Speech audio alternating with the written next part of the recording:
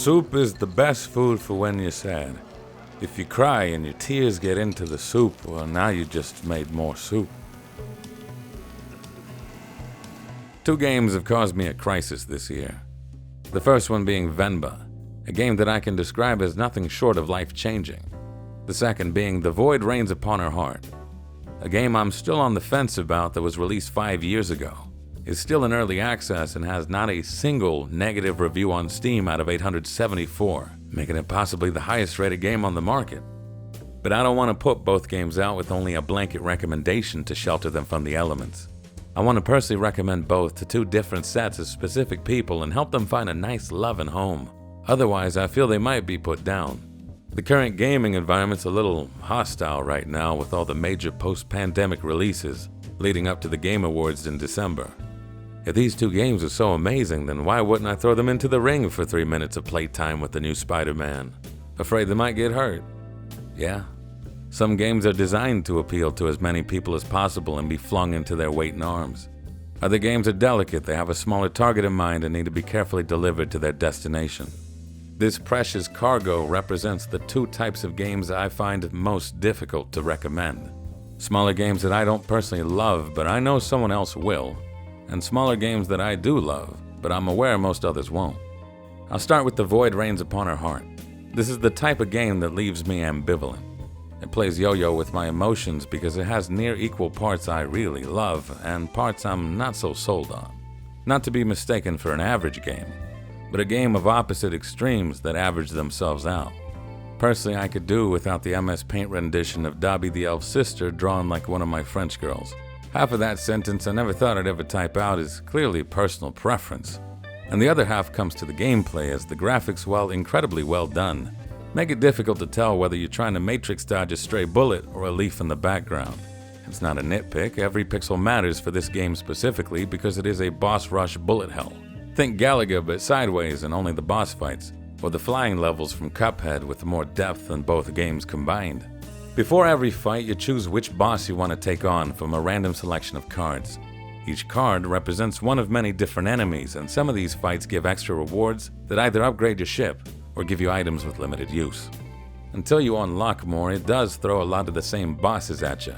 But the cards increase in level as you progress a run, and this game goes the extra mile to add extra moves instead of just increasing the health bar. The familiar stays fresh for longer by having the level 1 spider monster whip out 7 new moves at level 9.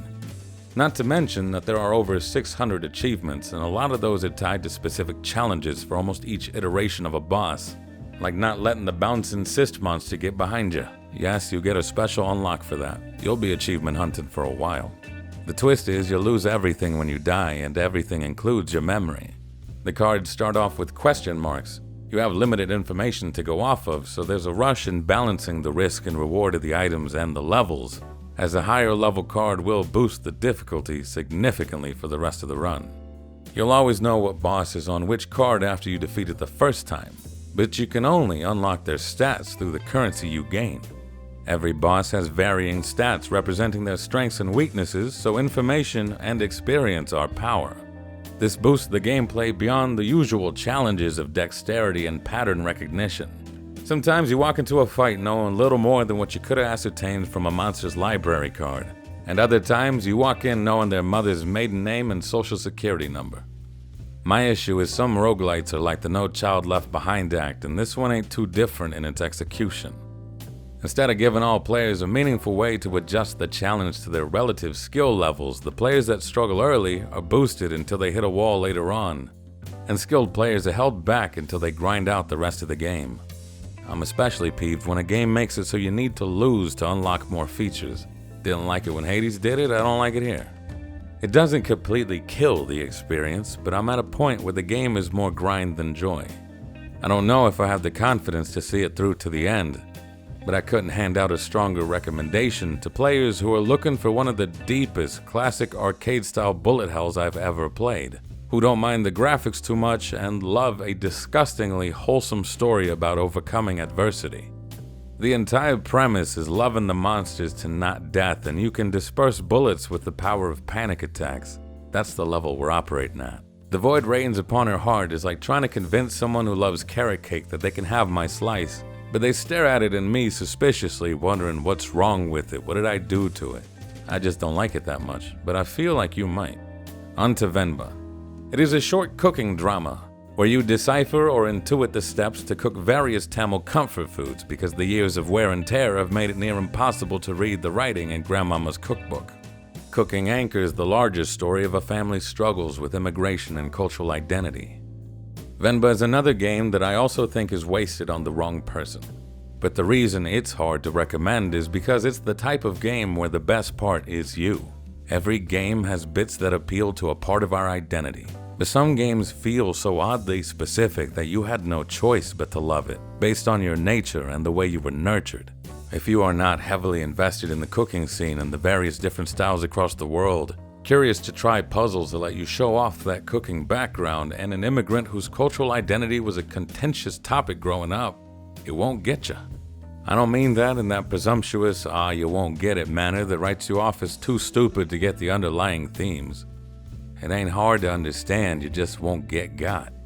Its focus point is on a certain experience, and if you didn't go through something similar, then my opinion ain't relatable to you. That's perfectly fine. There's plenty of games that don't connect with me, like Starfield, The Last of Us, Signalist, and the list goes on. But we are well aware of the collective whinging that occurs when a game is touted as extraordinary and starts to perk up ears outside of the intended audience. I'd feel guilty if I was the one to make noise and attract those kinds of people with their inevitable complaints about game length, price, or unmatched expectations, even though the description page tells you repeatedly what it intends to deliver. Not every game is made for you. Not every game is made equal. Look at the Steam page and you'll see plenty of top-selling and most played games with mixed or mostly negative reviews. But none of those are smaller indies. They have to hit their intended audience with as little fuss as possible or they're damned from the start.